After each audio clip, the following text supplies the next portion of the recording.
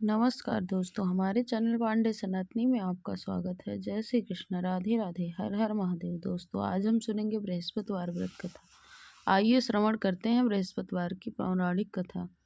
प्राचीन समय की बात है। भारतवर्ष में एक राजा राज करता था। वह बड़ा ही प्रतापी और दानी था। वह नित्य प्रति मंदिर में भगवत दर्शन करने को जाया करता था। वह ब्राह्मण और गुरु की सेवा किया करता था। उसके द्वार से कोई भी याचक निराश होकर नहीं लौटता था। वह प्रत्येक गुरुवार को व्रत रखता और पूजन करता। हर दिन गरीबों की सहायता करता था। परंतु यह सब बातें उसकी रानी को बिल्कुल अच्छी नहीं लगती थी। वह ना तो व्रत करती, ना किसी को एक पैसा दान में देती थी तथा राजा से ऐसा करने को मना किया करती थी। एक समय की बात है। राजा शिकार खेलने वन को गए हुए थे। घर पर रानी और दासी थी। उसी समय गुरु बृहस्पति देव साधु का रूप धारण करके राजा के दरवाजे पर भिक्षा मांगने आए। भिक्षा मांगी तो साधु से रानी कहने लगी, हे साधु महाराज, मैं स्थान पुण्य से तंग आ गई हूँ। इस कार्य के लिए मेरे पतिदेव ही बहुत हैं। आप इस प्रकार की कृपा करें कि यह धन नष्ट हो जाए, मैं आराम से रह सकूं। साधु रूपी बृहस्पति देव ने कहा कि हे देवी, तुम तो बड़ी विचित्र हो। संतान और धन से कोई दुखी नहीं होता है। पापी भी पुत्र और धन की इच्छा करता है। अगर तुम्हारे पास अधिक धन है तो भूखे मनुष्यों को भोजन करवाओ, प्याऊ लगवाओ, ब्राह्मणों को दान दो, धर्मशालाएं बनवाओ, तालाब, बावड़ी, बगीचे आदि का निर्माण करवाओ, निर्धन कुंवारी कन्याओं का विवाह करवाओ। धन को खूब शुभ कर्मों में खर्च करो, जिससे तुम्हारे कुल का यश बढ़े और आपका नाम परलोक में सार्थक हो, स्वर्ग की प्राप्ति हो। किंतु रानी इन सब बातों से खुश न हुई। उसने कहा, हे साधु महाराज, मुझे ऐसे धन की बिल्कुल आवश्यकता नहीं है जिसको रखने उठाने में मेरा सारा समय बर्बाद हो जाए और मैं सबको दान देती फिरूं। साधु ने कहा, अगर तुम्हारी ऐसी इच्छा है तो ऐसा ही होगा। तुम्हें उपाय बतलाता हूँ, वैसे ही करना। घर को अपने गोबर से लीपना, बृहस्पतिवार के दिन केशों पीली मिट्टी से अपना सिर धोना, राजा से कहना दाढ़ी कटवाए और भोजन में मांस मदिरा खाना, कपड़ा धोबी के यहाँ धुलने को डालना। 7 बृहस्पतिवार ऐसा करने से तुम्हारा सारा धन नष्ट हो जाएगा। ऐसा कहकर साधु महाराज रूपी बृहस्पति देव अंतर ध्यान हो गए। रानी ने साधु के कहे अनुसार बृहस्पतिवार तक ऐसा ही करने का फैसला किया। साधु के बताए अनुसार 3 बृहस्पतिवार ही बीते थे कि उसका समस्त धन नष्ट हो गया। भोजन के लिए दोनों परिवार तरसने लगा, सांसारिक भोगों से दुखी रहने लगे। तब राजा ने रानी से कहा, हे रानी, तुम यहीं पर रहो, मैं दूसरे देश को जाता हूँ, क्योंकि यहाँ पर सभी मनुष्य मुझे जानते हैं, इसलिए मैं कोई कार्य भी नहीं कर सकता। मैं अब परदेश जा रहा हूँ, वहाँ कोई काम धंधा देखूंगा, शायद हमारे भाग्य बदल जाए। ऐसा कहकर राजा परदेश को चला गया और वहाँ पर जाता जंगल से लकड़ी काटकर शहर में बेचता। इसी तरह वह अपने जीवन को व्यतीत कर रहा था। इधर राजा के बिना रानी और दासी दुखी रहने लगी थी। किसी दिन भोजन मिलता, किसी दिन जल पीकर ही रह जाती थी। एक दिन रानी और दासी को 7 दिन बिना भोजन के व्यतीत हो गए थे। तो रानी अपनी दासी से कहने लगी कि हे दासी, यहाँ पासी के नगर में मेरी बहन रहती है, वह बड़ी धनवान है। तू उसके पास जा और 5 सेर बेझर मांग ला, जिससे कुछ समय के लिए गुजारा हो जाएगा। दासी रानी के बहन के पास गई और रानी की बहन उस समय पूजन कर रही थी। दासी ने रानी की बहन से कहा, रानी, मुझे तुम्हारी बहन ने भेजा है, मुझे 5 सेर बेझर दे दो। यह बात दासी ने अनेक बार कही, परंतु रानी की बहन उस समय उत्तर नहीं दी, क्योंकि उस समय वह बृहस्पतिवार की कथा सुन रही थी। जब दासी को किसी प्रकार के उत्तर नहीं मिला तो वह दुखी हुई और उसे क्रोध भी आया और लौटकर घर आकर रानी से बोली, हे रानी, आपकी बहन तो बहुत घमंडी है, वह छोटे मनुष्यों से बात तक नहीं करती। मैंने उससे बहुत बार कहा, लेकिन उसने कोई उत्तर नहीं दिया। मैं वापस चली आई। रानी बोली, हे दासी, उसमें उसका कोई दोष नहीं है। जब बुरे दिन आता है तब कोई सहारा नहीं देता। अच्छे बुरे का पता विपत्ति में ही लगता है। अब जो ईश्वर की इच्छा होगी वही होगा, हमारे भाग्य का दोष है। इधर रानी की बहन ने सोचा कि मेरी बहन की दासी आई थी, परंतु मैं उससे नहीं बोली, इससे वह बहुत दुखी हुई होगी। अतः कहानी को सुनकर विष्णु भगवान का पूजन समाप्त करके वह अपनी बहन के घर गई और कहने लगी, हे बहन, मैं बृहस्पतिवार का व्रत कर रही थी, तुम्हारी दासी आई थी, परंतु जब तक कथा होती है तब तक ना उठते हैं ना बोलते हैं, इसलिए मैं नहीं बोली। इसलिए कहो दासी, तुम क्यों गई थी? रानी बोली, बहन, हमारे घर में अनाज नहीं था। वैसे तो तुमसे कोई बात छिपी नहीं है, इसी कारण मैंने दासी को तुम्हारे पास 5 सेर बेझर लेने को भेजा था। रानी की बहन बोली, बहन देखो, बृहस्पति भगवान सबकी मनोकामना पूर्ण करते हैं। देखो, शायद तुम्हारे घर में भी अनाज रखा हो। यह सुनकर दासी घर के अंदर गई। वहां उसे एक घड़ा बेजर का भरा मिल गया। उसे बड़ी हैरानी हुई, क्योंकि दासी एक एक बर्तन देख ली थी। उसने बाहर आकर रानी को बताया। दासी अपनी रानी से कहने लगी, हे रानी, वैसे तो हमें अन्न नहीं मिलता तो हम रोज ही व्रत करते हैं। इनसे व्रत की विधि पूछ ली जावे तो हम भी व्रत किया कर लेंगे। दासी के कहने पर रानी ने अपनी बहन से बृहस्पतिवार के व्रत के बारे में पूछा। उसकी बहन ने बताया कि हे बहन, बृहस्पतिवार को सूर्योदय से पहले उठकर स्नान करके भगवान बृहस्पति देव का व्रत करना चाहिए, लेकिन उस दिन सिर नहीं धोना चाहिए। बृहस्पतिवार के व्रत में चने की दाल और मुनक्का से विष्णु भगवान के केले के जड़ में पूजन करें, दीपक जलावें। इस दिन एक ही समय भोजन करें। भोजन पीले खाद्य पदार्थ का होना चाहिए और कथा सुने।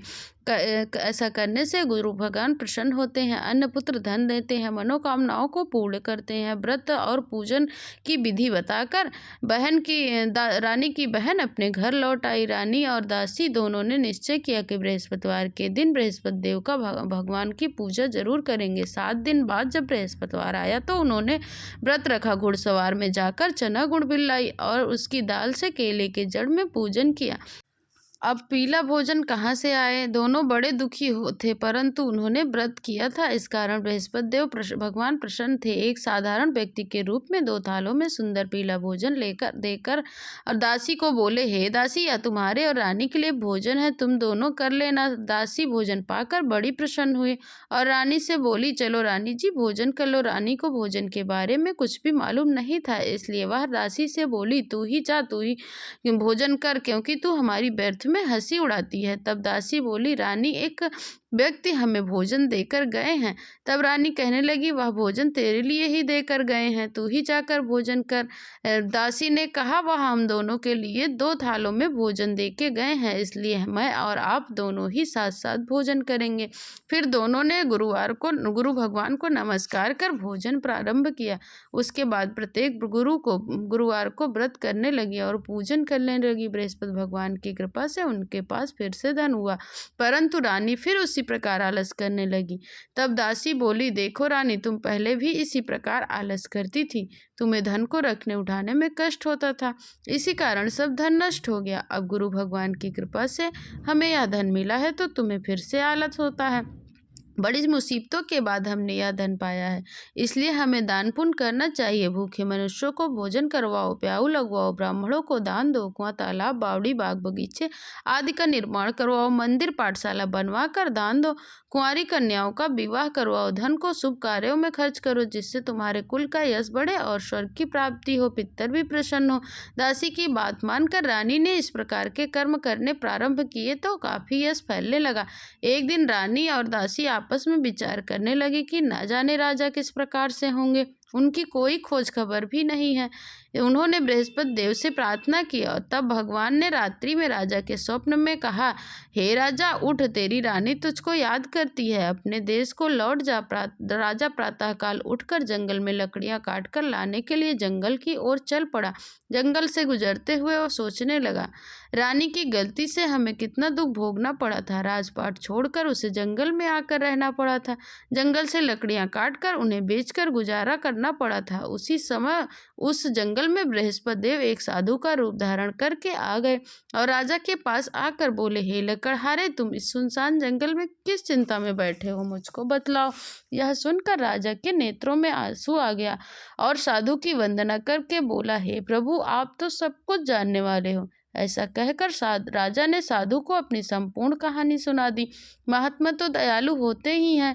राजा से बोले, हे राजा, तुम्हारी पत्नी ने बृहस्पति देव का अपराध किया था, जिसके कारण तुम्हारी यह दशा हुई। अब तुम किसी बात की चिंता मत करो, भगवान तुम्हें पहले से भी अधिक धन देंगे।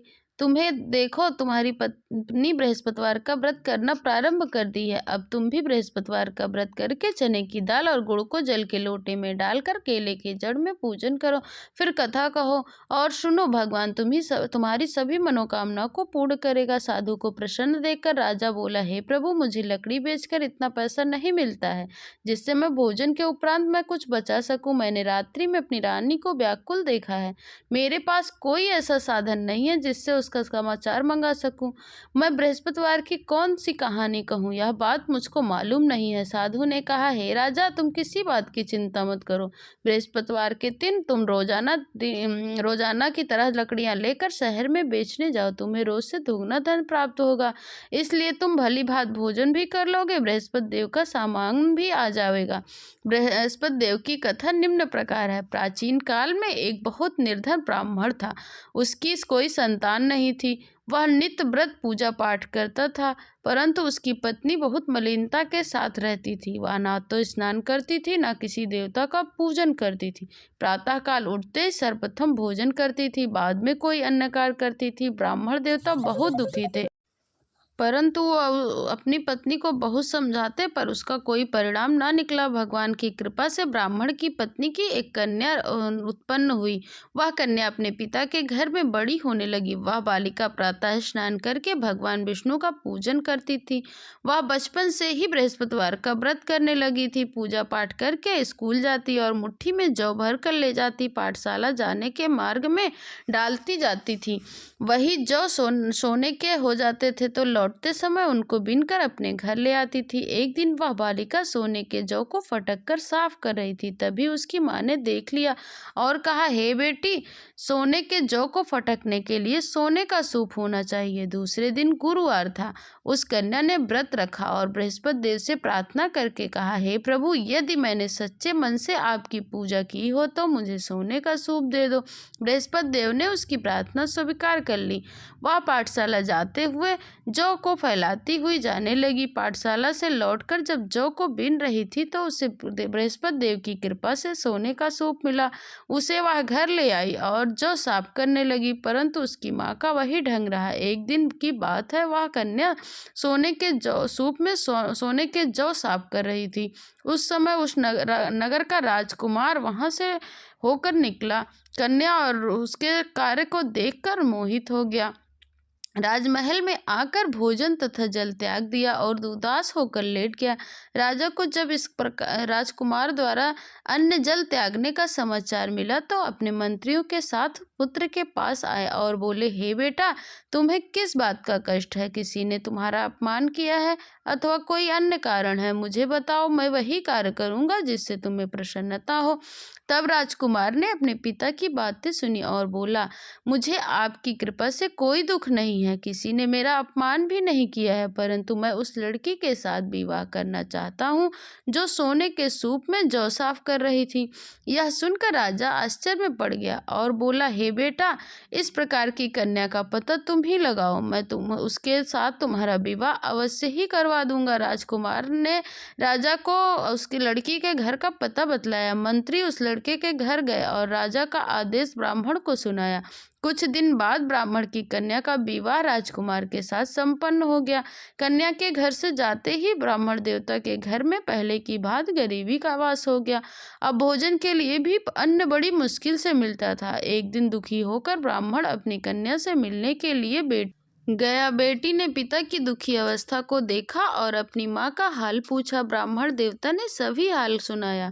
तब कन्या ने बहुत सारा धन देकर अपने पिता को विदा किया। इस तरह ब्राह्मण का कुछ समय तो सुखपूर्वक गुजर गया, लेकिन फिर वही हालत हो गया। ब्राह्मण फिर अपनी कन्या के यहाँ आया था और सभी हाल कहा तो पुत्री कहने लगी, हे पिताजी, आप माताजी को यहाँ लिवा लाओ, मैं उन्हें विधि बता दूंगी जिससे गरीबी आपकी दूर हो जाएगी। अब ब्राह्मण देवता अपनी पत्नी को साथ लेकर अपनी पुत्री के पास गए।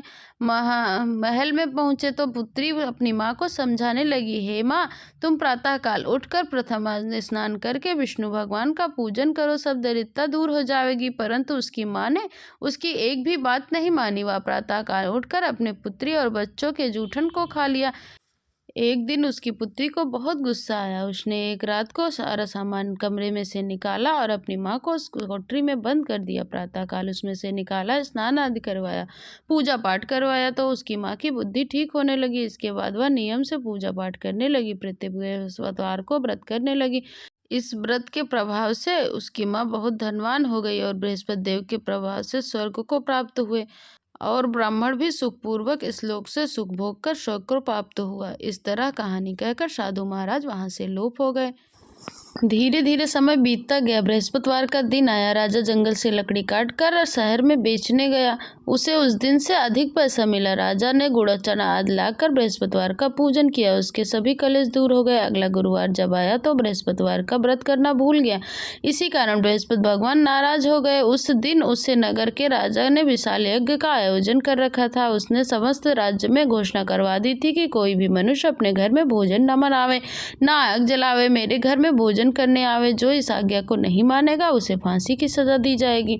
राजा की आज्ञा अनुसार राज्य के सभी लोग निवासी भोजन में सम्मिलित हो गए। लेकिन लकड़हारा कुछ देर से पहुंचा, इसलिए राजा उसको अपने साथ लिवा ले गए और राजा महल में ले जाकर भोजन करवा रहे थे कि रानी की दृष्टि उस खूंटी पर पड़ी जिसका हार उस पर लटका हुआ था। हार वहां नहीं दिखाई दिया तो रानी ने निश्चय किया कि इस मनुष्य ने मेरा हार चुरा लिया है। उसी समय सैनिकों को बुलवाकर उनको कैद खाने में डलवा दिया। जब लकड़हारा कारागार में पड़ गया तो वह बहुत दुखी होकर विचार करने लगा, न जाने कौन से पूर्व कर्म के जन्म से मुझे को यह दुख प्राप्त हुआ है। और उसी साधु को याद करके रोने लगा कि जो कि जंगल में मिला था। तत्काल बृहस्पति देव साधु के रूप में प्रकट हो गए और उसकी दशा देखकर कहने लगे, अरे मूर्ख, तूने बृहस्पति देवता की कथा नहीं कही, इस कारण तुझे यह दुख प्राप्त हुआ है। अब तू चिंता मत कर। बृहस्पतिवार के दिन कारागार के दरवाजे पर 4 पैसे पड़े मिलेंगे, उससे तू बृहस्पति देव की पूजा कर लेना, तेरे सभी कष्ट दूर हो जाएंगे। अगले बृहस्पतिवार के दिन उसे कारागार के द्वार पर 4 पैसे पड़े मिले। राजा ने पूजा की और सामान मंगवाकर प्रसाद बांटा। उसी रात्र को बृहस्पति देव ने उस नगर के राजा के स्वप्न में कहा, हे राजा, तूने जिस आदमी कारागार में बंद कर रखा है वह निर्दोष है, वह राजा है, उसे छोड़ देना। रानी का हार उसी खूंटी पर लटका हुआ है। अगर तू ऐसा नहीं करेगा तो मैं तेरे राज को नष्ट कर दूंगा। राजा प्रातःकाल उठा, खूंटी पर हार देखकर लकड़हारे को बुलाकर क्षमा मांगी। राजा के सुंदर योग वस्त्र आभूषण देखकर उसे विदा किया। गुरुदेव की आज्ञा अनुसार राजा अपने नगर को चल दिया। राजा जब नगर के निकट पहुंचा तो उसे बड़ा आश्चर्य हुआ। नगर में पहले से अधिक बाग, तालाब, कुएं, बहुत सी धर्मशालाएं, मंदिर, पाठशाला बन गया था। राजा ने पूछा कि यह सब किसकी बाग, बगीचा, धर्मशाला है। तब नगर के लोग कहने लगे कि यह रानी और दासी ने बनवाया है। राजा को बड़ा आश्चर्य हुआ और गुस्सा भी आया। रानी ने खबर सुनी तो राजा आ रहे हैं। उसने दासी से कहा कि हे दासी, राजा हमको कितनी बुरी हालत में छोड़ गए थे, वह हमारी ऐसी दशा देखकर लौट ना जाए, इसलिए तू दरवाजे पर खड़ी हो जा। रानी की आज्ञा अनुसार दासी दरवाजे पर खड़ी हो गई। जब राजा आए तो उन्हें अपने साथ लिवा ले आई। राजा ने क्रोध करके तलवार निकाली और पूछने लगा, यह सब धन तुम्हें कैसे प्राप्त हुआ? रानी ने बताया कि यह धन मुझे बृहस्पति देव की कृपा से प्राप्त हुआ है। तब राजा ने निश्चय किया तो 7 दिन बाद तो सभी व्रत पूजन करते हैं, परंतु मैं दिन में 3 बार कथा कहूंगा और रोज व्रत किया करूंगा। अब हर समय राजा के दुपट्टे में चने की दाल बंधी रहती थी। दिन में 3 बार कहानी कहता। और राजा ने एक दिन विचार किया कि चलो अपनी बहन के यहाँ हो। इस तरह राजा ने निश्चय किया और घोड़े पर सवार होकर अपनी बहन के यहाँ चल पड़ा।